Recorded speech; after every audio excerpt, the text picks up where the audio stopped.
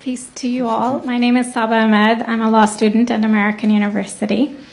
I am here to ask you a simple question. I know that we portray Islam and all Muslims as bad, but there's 1.8 billion Muslim followers of Islam.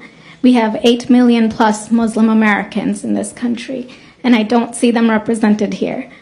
But my question is, how can we fight an ideological war with weapons? How can we ever end this war? The jihadist ideology that you talk about, it's an ideology. How can you ever win this thing if you don't address it ideologically? Great question. I am so glad you're here, and I am so glad you brought that up because it gives us an opportunity to answer. What I find so amazing is since the beginning of this panel, which we are here about Benghazi attack against our people, not one person mentioned Muslims. We are here against Islam, or we're launching war against Muslims. We are here to discuss how 4 Americans died and what our government is doing. We were not here to bash Muslims. You were the one who brought up the issue about most Muslims, not us. And since you brought it up, allow me to elaborate with my answer. There are 1.2 billion Muslims in the world today. Of course, not all of them are radicals. The majority of them are peaceful people. The radicals are estimated to be between 15 to 25%, according to all intelligence services around the world. That leaves 75% of them peaceful people.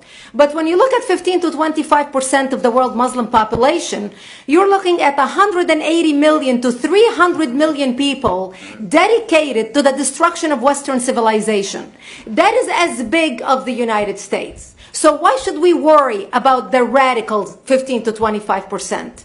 Because it is the radicals that kill. Because it is the radicals that behead and massacre. When you look throughout history, when you look at all the lessons of history, most Germans were peaceful. Yet the Nazis drove the agenda. And as a result, 60 million people died.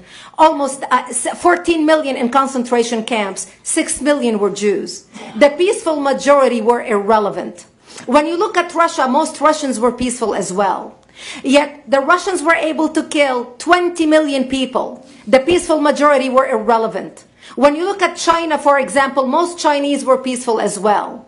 Yet the Chinese were able to kill 70 million people. The peaceful majority were irrelevant. When you look at Japan prior to World War II, most Japanese were peaceful as well. Yet Japan was able to butcher its way across Southeast Asia, killing 12 million people, mostly killed with bayonets and shovels. The peaceful majority were irrelevant.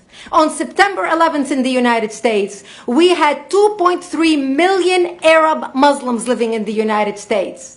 It took 19 hijackers, 19 radicals to bring America down to its knees, destroy the World Trade Center, attack the Pentagon, and kill almost 3,000 Americans that day. The peaceful majority were irrelevant. So for all our powers of reasons and us talking about moderate and peaceful Muslims, I'm glad you're here. But where are the others speaking out? And since you are the only Muslim representative,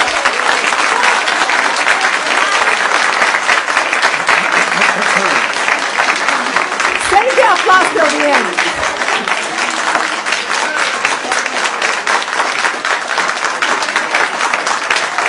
Thank you. Thank you. And since you're the only Muslim representative in here, you took the limelight instead of speaking about why our government, and I assume, are you an American? You're an American citizen. So as an American citizen, you sat in this room, and instead of standing up and saying a question or asking something about our 4 Americans that died and what our government is doing to correct the problem, you stood there to make a point about peaceful, moderate Muslims. I wish you brought 10 with you to question about how we can hold our government responsible. It is time we take political correctness and throw it in the garbage where it belongs and stop calling it fair.